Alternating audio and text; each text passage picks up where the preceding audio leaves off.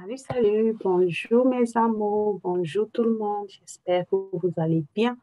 Euh,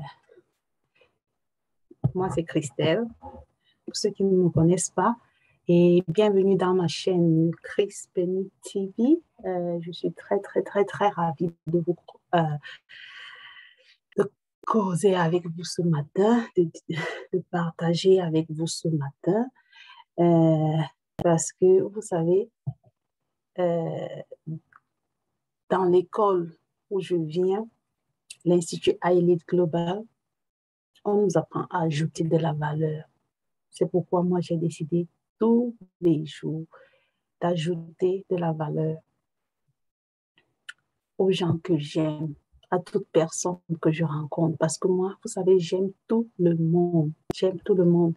C'est pour ça qu'à chaque fois que j'ai quelque chose que je trouve important, je partage avec vous. Je le partage avec vous. Comme ça, nous pouvons discuter ensemble. Vous pouvez laisser des commentaires en bas de page. Et c'est comme ça que moi-même, je m'améliore parce que nul ne détient le monopole du savoir. Donc, j'apprends tous les jours de vous, de vos commentaires, de vos partages. Et je voulais profiter de cette occasion pour vous dire merci une fois de plus. Merci de me soutenir. Merci de croire en moi. Aujourd'hui, j'ai un sujet très, très important sur lequel je voudrais partager. C'est le thème du divorce. Pourquoi le divorce? Parce que de nos jours, nous constatons qu'il y a beaucoup de familles souffrent de ce divorce, de ce qu'est le divorce. Le divorce peut être lié aux causes psychologiques, aux causes sociologiques ou même du manque de foi. Oui, certaines personnes divorcent juste par manque de foi. De plus en plus, de nos jours, on remarque que il y a chez beaucoup de personnes la peur de l'engagement définitif. On pense ne pas être capable d'aimer jusqu'à la fin. Et donc, du coup, plus ou moins consciemment, on ne croit pas à l'amour durable. Aujourd'hui, le monde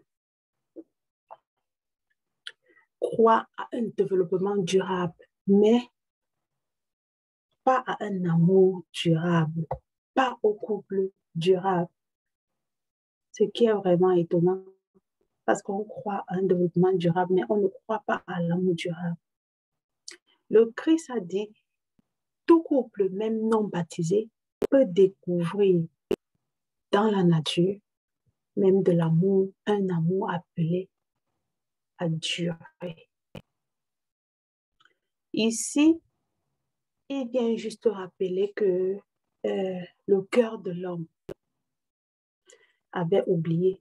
Il rappelle ce que le cœur de l'homme avait oublié. Cet oubli vient de la fragilisation des familles qui souffrent de séparation, de divorce. Par exemple, si vous avez vécu la séparation de vos parents, vous grandirez en vous posant la question de savoir si le vrai amour existe vraiment. Une expérience aussi précoce de la relation amoureuse et des relations sexuelles en particulier peut fragiliser cette perception de l'amour. Prenons ici l'exemple de quelqu'un qui a été trompé, abusé sexuellement à bas âge, peut finalement ne plus croire en l'amour. Nous pouvons aussi avoir comme cause du divorce la conception du mariage, que beaucoup ont aujourd'hui comme un engagement qui dure le temps que ça durera. C'est-à-dire, beaucoup entrent dans le mariage aujourd'hui en se disant, on se marie tant que ça va bien, peut-être qu'un jour, et si sûrement ça durera, et sûrement ça durera. le temps que ça durera. Quand on a cette perception du mariage, ça fragilise l'engagement parce que dès le départ, on ne parle pas de l'union durable qui est pour toute la vie, mais on parle simplement, si je peux dire, un contrat de durée déterminée. Et alors, la crise arrive et on dit, bon, cela devrait arriver. Donc, maintenant, essayons de faire en sorte que nous ayons un divorce réussi, ou pour un chrétien, le divorce n'existe pas. Or, pour un chrétien, le divorce n'existe pas, car le mariage est une alliance pour la vie. Essayons de travailler notre psychologie. Essayons de travailler sur notre foi. Nous devons avoir la foi, ce qu'on appelle en anglais hope. Croyons en nous avant de nous engager dans le mariage. Posons-nous des bonnes questions. Demandons-nous, est-ce que je suis prête à travailler sur moi? Est-ce que je suis prête à accepter l'autre tel qu'il est?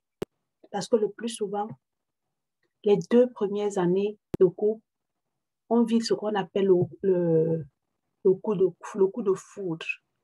Mais c'est quand on vient à vivre ensemble qu'on se rend compte que l'autre a des défauts. Et nous devons être prêts à accepter ces défauts.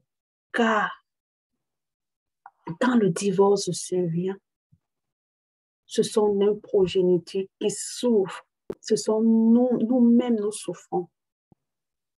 Parce que nous ne sommes plus stables, nous ne sommes plus mentalement stables. Nous n'avons plus. Certaines personnes arrivent ne même plus à avoir confiance en eux après le divorce. Ils n'ont plus confiance en eux. Des enfants qui souffrent et qui vont peut-être souffrir toute leur vie s'ils n'ont pas eu la chance d'être coachés, d'être accompagnés par des coachs dans ce domaine. Ils ne croiront plus à l'amour. Donc, essayons de travailler sur nous. Travaillons sur notre mindset. Travaillons sur notre attitude. Changeons nous-mêmes et ainsi nous pourrons changer les autres. Merci beaucoup. Merci. Je crois que cela pourra vous aider. Et n'hésitez pas de partager, de liker et de souscrire pour être notifié à chaque fois que je fais une nouvelle publication. Sur ce, je vous dis merci. À bientôt. Ciao, ciao. Bisous. Bye.